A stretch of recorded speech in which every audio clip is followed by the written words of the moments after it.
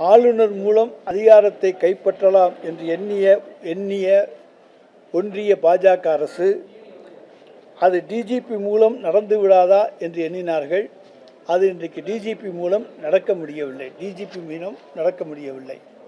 பொறுப்பு டிஜிபி நியமிக்கப்பட்டிருக்கிறார், ஏன் நிரந்தர டிஜிபி நியமிக்கப்படவில்லை என்று இன்றைக்கு எடப்பாடி பழனிசாமி பேசுகிறார். அவர் ஒன்றை மறந்துவிட்டார். தமிழ்நாட்டுக்கு பொறுப்பு டிஜிபி என்பதை அறிமுகப்படுத்தியவர்களே அண்ணா திராவிட முன்னேற்ற கழகத்தினர் தான். 2011ஆம் ஆண்டு திரு ராமானுஜம் அவர்களை உளவுத்துறை டிஜிபியாகவும் சட்டம் ஒழுங்குக்கு பொறுப்பு டிஜிபியாகவும் நியமித்தது அண்ணா திராவிட முன்னேற்ற கழக அரசு. அதேபோல திரு ராஜேந்திரன் அவர்களை பொறுப்பு நீதிபதியாக நியமித்ததும் அவர்கள்தான். ஆக பொறுப்பு நீதிபதி என்பதை தமிழ்நாட்டுக்கு அறிமுகப்படுத்திய அதிமுக அரசு, எடப்பாடி பழனிசாமி இன்றைக்கு தமிழ்நாட்டிலே பொறுப்பு டிஜிபி இருக்கலாமா, நிரந்தர டிஜிபி வேண்டும் என்று கேட்பது எந்த விதத்திலே நியாயம்? அவர் ஒன்றிய அரசினுடைய விசுவாசி அடிமை என்பதை நிரூபித்து கொண்டிருக்கிறார். இன்றைக்கு உத்தரப்பிரதேச மாநிலத்தை எடுத்துக்கொண்டிருக்கிறானால் அங்கே 5 பொறுப்பு டிஜிபிக்கள் இருந்து இன்றைக்கும் பொறுப்பு டிஜிபி தான் உத்தரப்பிரதேச மாநிலத்தில் இருக்கின்றார். எனவே பொறுப்பு டிஜிபியை பற்றி இன்றைக்கு பேசுவதற்கு எடப்பாடி பழனிசாமிக்கு எந்த விதமான அருகதையும் கிடையாது. ஆனால் தமிழ்நாடு அரசை பொறுத்த வரைக்கும் திரு ஜங்கர் சிவாலு அவர்கள் பொறுப்பு டிஜிபியாக இருந்த பொழுது தன்னை நீடிக்க வேண்டும் என்று யூபிஎஸ்சிக்கு மனு கொடுக்கிறார். அது தள்ளுபடி செய்யப்பட்ட பிறகு ஒன்றிய அரசுக்கு நம்முடைய தமிழ்நாடு அரசு ஒரு பட்டியலை அனுப்புகிறது. அந்த பட்டியலிலே இடம்பெறாத ஒருவர் தான் டிஜிபியாக வர வேண்டும் என்று கோரிக்கையை வைக்கின்றார். அதனால் காலதாமதம் ஏற்பட்டு அவருடைய கோரிக்கையும் தவிர்க்கப்படுகிறது. பிறகு மீண்டும் ஒரு பட்டியலை யூபிஎஸ்சிக்கு தமிழ்நாடு அரசு கொடுக்கிறது. ஆனால் ஒன்றிய பாஜக அரசு தமிழ்நாடு விவகாரத்தில் தாங்கள் விரும்பிய டிஜிபியைத்தான் கொண்டு வர வேண்டும் என்கின்ற ஒரே நோக்கத்தோடு தமிழ்நாடு அரசு யாரையெல்லாம் கொண்டு வர வேண்டும் என்று விரும்பி கேட்டதோ அவர்களையெல்லாம் மறுக்கிறார்கள். எனவே தான் பொறுப்பு டிஜிபி நீடிக்கிறாரே தவிர இன்றைய பொறுத்த வரைக்கும் ஒன்றிய அரசுக்கு நாங்கள் பட்டியல் அனுப்பி இன்னார் என்று கேட்டிருக்கிறோம். அந்த மாநில அரசினுடைய விருப்பத்துக்கேற்பத்தான் டிஜிபி கொடுக்கப்படுவது அனுமதிக்கப்படுவது வழக்கம். ஆனால் இன்றைக்கு அப்படிப்பட்ட சூழ்நிலை இன்றைக்கு நிறைவேறவில்லை என்பதை இங்கே நான் தெரிவித்துக் கொள்ளுகின்றேன். இன்னொன்றை சொல்ல வேண்டும் என்று சொன்னால், அண்ணா முதலமைச்சர் பொய் சொல்கிறாங்க, தமிழ்நாடு அரசு பொய் சொல்கிறாங்க. அண்ணன் ரகுபதி அவர்களுக்கு இந்த ப்ராசஸே தெரியலிங்கண்ணா. ரகுபதி அவர்கள் ஒரு விஷயத்தை உணர்ந்துக்கணும். சீனியாரிட்டி ஆர்டர் இப்போ தமிழ்நாட்டில் 86, 87, 88 எந்த பேச்சில் டிஜிபி அந்தஸ்து பெறாங்களோ சீனியாரிட்டி ஆர்டரில் 5 பேரை தமிழ்நாடு அரசு யூபிஎஸ்சிக்கு அனுப்பி வைக்கணும். 5 பேருங்கண்ணா. யூபிஎஸ்சி அந்த 5 பேரை அவங்க பார்த்துட்டு அதில் 3 பேர் சீனியாரிட்டி ஆர்டரில் தமிழக அரசு கொடுப்பாங்க. இவர்கள் அனுப்பக்கூடிய 5 பேரில் யூபிஎஸ்சி 3 பேர் கொடுப்பாங்க. சீனியாரிட்டி ஆர்டர் அவங்க டேட் ஆஃப் பர்த்தை பொறுத்து, சிவில் சர்வீஸ் பொறுத்த வரைக்கும் சீனியாரிட்டி ஆர்டருங்கிறது டேட் ஆஃப் பர்த்தை பொறுத்து. அந்த பேட்ச் ஒரே பேட்ச் டேட் ஆஃப் பர்த் முன்னாடி இருந்தால் முன்னாடி, டேட் ஆஃப் பர்த் பின்னாடி இருந்தால் அந்த 3ஐயும் முதலமைச்சர் கொடுத்த பிறகு அந்த 3ல் யாரை வேண்டுமானாலும் முதலமைச்சர் தேர்வு செய்யலாம்.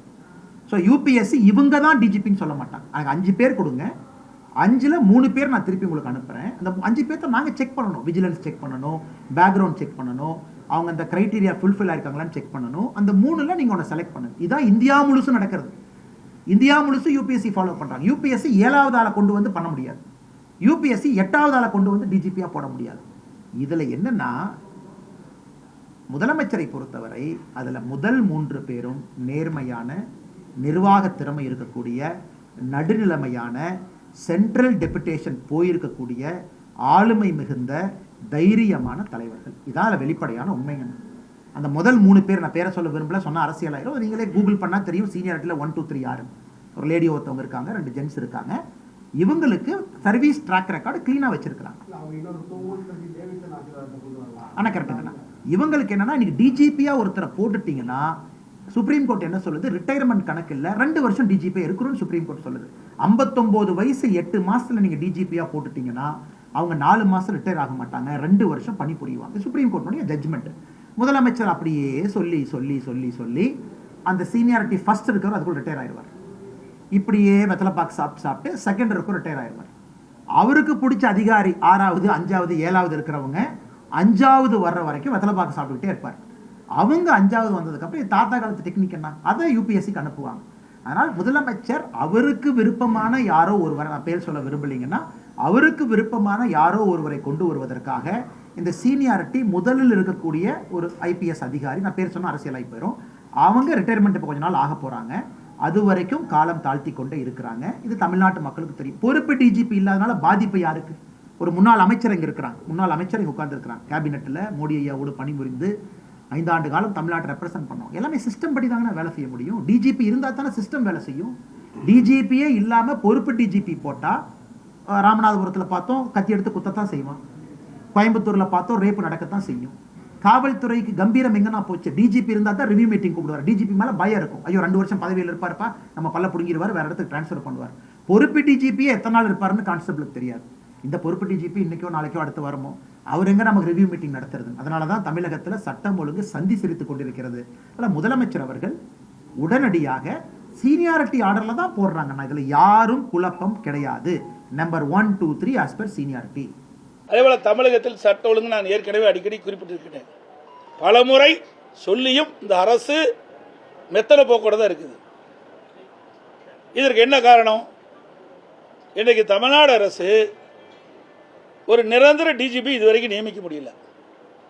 உச்சநீதிமன்றம் அறிவுறுத்திய பிறகும் 3 வாரம் கால அவகாசம் கொடுத்தோம்.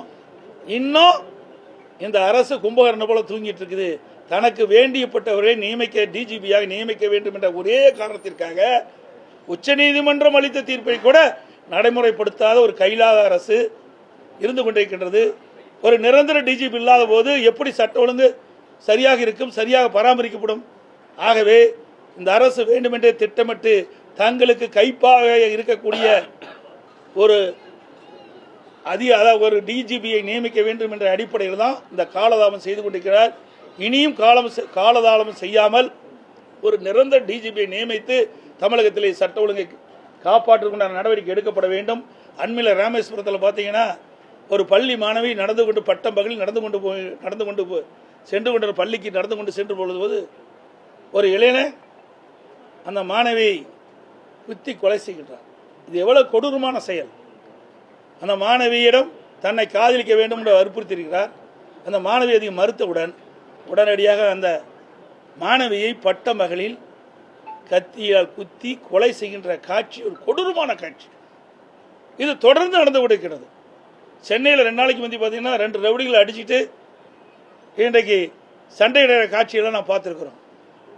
இப்படி ஒவ்வொரு வாரமும் நாள்தோறும் தமிழகத்தில் சட்ட ஒழுங்கு சீர்குலைகின்ற காட்சியை பார்த்துருக்கிறோம். அங்கே பாலியல் வன்கொடுமைகள், திருட்டு, கொலை, கொள்ளை நடந்த வண்ணம் இருக்கின்றது. இந்த அரச கும்பகர்ணம் போல் தூங்கி கொண்டிருக்கின்றது. மக்களுக்கு பாதுகாப்பு கொடுப்பது காவல்துறை கடமை. ஆனால் தமிழகத்தில் அப்படிப்பட்ட நிலைமை இல்லை என்ற நிலை ஏற்பட்டு விட்டது.